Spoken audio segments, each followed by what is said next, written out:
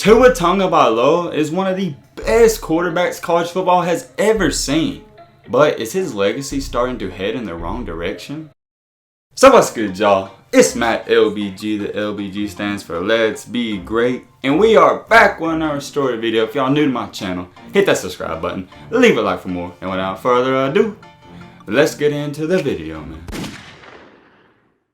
If you have clicked on this video, I assume you know who Tua Tagovailoa is. But if you don't, he is one of the greatest quarterbacks to ever play in college football, and he plays for no other than the University of Alabama. He was born and raised in Ella Beach, Hawaii, and went to high school at St. Louis. St. Louis is also where the Heisman Trophy winning Oregon quarterback Marcus Mariota went to high school. And ironically, coming out of high school, Tua wanted to go to Oregon, but for some reason, Oregon did not go after Tua and offer him quickly. So when Alabama offered Tua, he went straight to Alabama and didn't even consider Oregon after that. But when Tua arrived on campus at Alabama, there was one man in his way.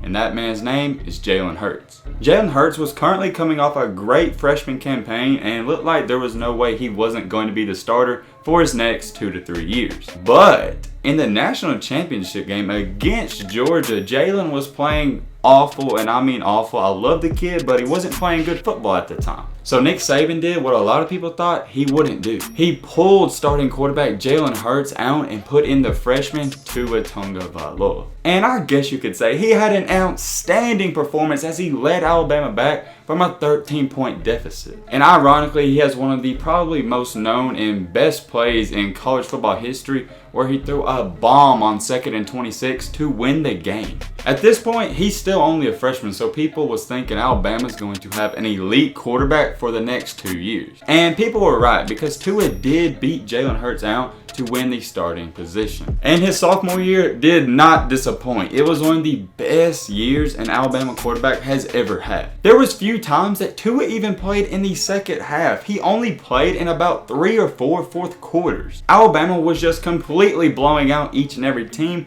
and Tua was putting up ungodly numbers. In Tua's sophomore year, these are all the awards he racked up. Of course, he was the SEC champion. He was the Sporting News Player of the Year, won the Maxwell Award, won the Walter Camp Award, won SEC Offensive Player of the Year, first team All-SEC, and he was also an All-American. This guy was winning every award that almost is out there. But sadly, he did not play in the second half a lot, so Kyler Murray from Oklahoma did wind up winning the Heisman that year. But it was no big deal. When you play for Alabama, you're not really concerned about the Heisman. They care about winning championships. And what looked like an undefeated season for Alabama, they got completely steamrolled in the national championship game by Clemson University. Clemson wound up beating Alabama 44-16, and that was one of the worst losses in Nick Saban's career, because when Alabama loses, they don't lose the way that they did to Clemson. So even though Tua had the most amazing year an Alabama quarterback has really ever had, it was sort of a disappointment for the team. So coming back for his final and junior season, he had a lot of things to accomplish. And Tua did not disappoint. He picked up right where he left off. In the Chick-fil-A kickoff game, Alabama won against Duke, and Tua finished the game 26 of 31 with 330 yards and 4 touchdowns, and of course, no interceptions. One thing to note about Tua, if you do not watch Tua or Alabama play, he rarely throws interceptions. There's not much to say in between all this. Tua put up outstanding numbers each and every game leading up to the Tennessee game. In the Tennessee game, he actually left the game in the second quarter after suffering a high ankle sprain. Fortunately enough for Tua, it wasn't that serious, as he got to return for the game of the year against LSU. We all knew Tua was not 100% in the game. If you watch the game, you know Tua wasn't even close to his full healthy self. But if Tua is only at 70%, that's still better than your average quarterback. And honestly, it was a great performance by Tua and Joe Burrow, as Tua threw for over 400 yards and he threw for 4 touchdowns. But he did throw a costly interception, and although he threw for 400 yards, he finished the game throwing 21 of 40, which is very, and I mean very, uncharacteristic like of Tua, because he doesn't have games where he throws a lot of incompletions. LSU did wind up beating Alabama on their home field, which was a great win for them, so shout out to LSU, you did your thing. And this is where things take a dramatic turn. Alabama went to Mississippi State and was up 35-7 with about 3 3 minutes to go in the second quarter. Nick Saban and the Alabama coaching staff elected to leave Tua in, although up 35-7. And before we even touch into what happens next, I just want to say I completely agree with Nick Saban. I don't think it's anyone's fault for what happened. Anyways, what was probably Tua's last drive of the game, he was going to do a 2-minute drill for the offense, see if they could score right before half.